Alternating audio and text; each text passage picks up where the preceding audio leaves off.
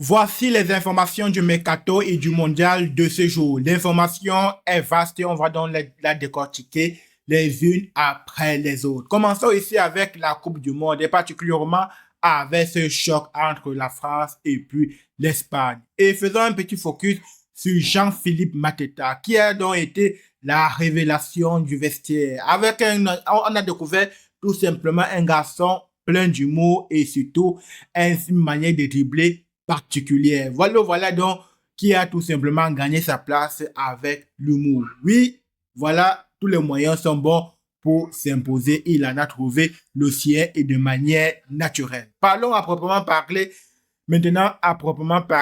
de ce duel entre l'Espagne et puis la France. C'est un duel de talent car de part et d'autre, il y a du talent. Au-delà du terrain, en réalité, des multiculturalismes sont tout simplement au cœur des débats. Après des propos polémiques de l'ancien dirigeant espagnol, alors il a été tout simplement arrosé des critiques, tout simplement, y compris dans son propre camp, c'est-à-dire du côté de l'Espagne. Regardons qui sera tout simplement au sifflet de ce choc de demi-finale. C'est donc Ivan Barton qui sera donc tout simplement au sifflet. C'est un arbitre salvatorien qui n'avait dirigé que jusqu'ici, jusqu'au huitième de finale, je pense que jusqu'au quart de finale. Il n'avait donc jamais dirigé un tel type de rencontre. Ça va désormais être le cas. Oui,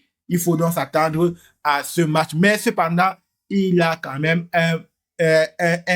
une polémique le concernant, car il n'a pas sanctionné certains joueurs qui avaient mis la main sur la bouche lorsqu'il parlait sur le terrain, et ceci a fait donc l'objet d'une polémique. Maintenant, regardons donc Lionel Messi qui a exprimé tout simplement son impatience à rencontrer l'Angleterre, une nation qu'il n'avait jamais rencontrée. Ça va donc être une chose désormais faite. Donc, le rendez-vous entre Messi et puis l'Angleterre est donc pris pour mercredi 21h à bien noter dans son calendrier.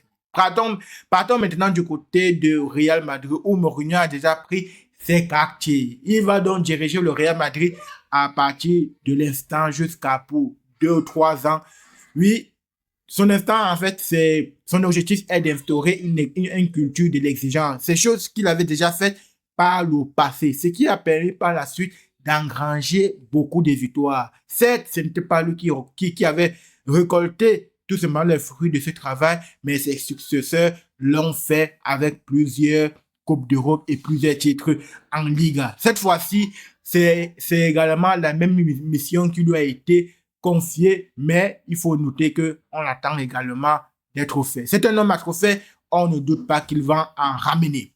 Maintenant, pour ce qui concerne le remaniement du staff, ici là, Pintos reste tout simplement le préparateur physique et puis Nuno Santos remplace tout simplement Luis Lopez comme entraîneur des gardiens. Faisons donc un focus sur la formation madrilène. On a déjà abordé dans cette chaîne comment est-ce que le Real Madrid manie gère tout simplement ses joueurs formateurs. C'est-à-dire qu'il les vend avec une certaine clause. Cette fois-ci, le Special One a déjà sélectionné plusieurs jeunes au centre de formation. Nul doute que l'objectif sera tout simplement de voir qui mérite d'avoir sa place dans la première équipe. Voilà donc l'objectif. Et passons donc maintenant au mercato, où ça bouge énormément. Jouant Mozambique snob tout simplement Newcastle pour filer à Aston Villa. Oui, voilà la nouvelle du jour. Malgré une offre de 60 millions d'euros des Magpies, la pépite suisse tout simplement qui a discuté la Coupe du Monde, il a aujourd'hui 20 ans privilégié de rejoindre tout simplement des Villains.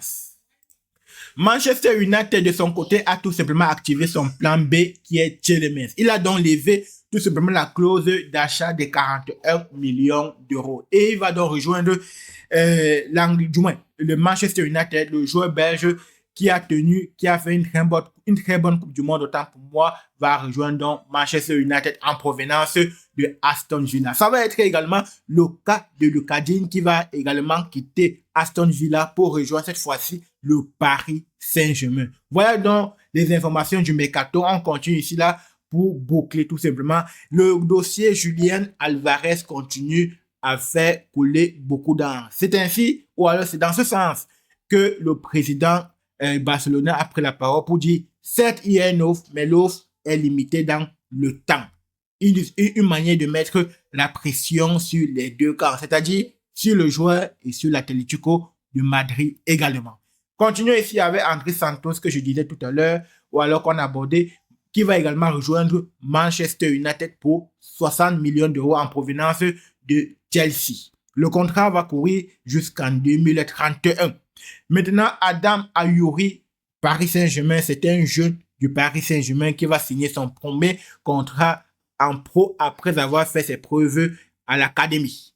Terminons maintenant ici avec Ederson qui va rejoindre Manchester United. Il faut dire que Manchester United est en train de faire un mercato XXL. Il y aura de la saturation. J'espère pour eux que ça va être rentable dans le domaine sportif et également financier. Voilà l'essentiel de l'information concernant le foot. On se donne rendez-vous pour très bientôt pour de nouvelles informations. Mais surtout, ne manquez pas de mettre sur votre calendrier France-Espagne, ce mardi à 21h. Et puis, Argentine-Angleterre, ce mercredi à 21h également. Moi, il ne me reste plus qu'à vous donner rendez-vous pour tout à l'heure pour une nouvelle information. Merci et à la prochaine. C'était Jonas.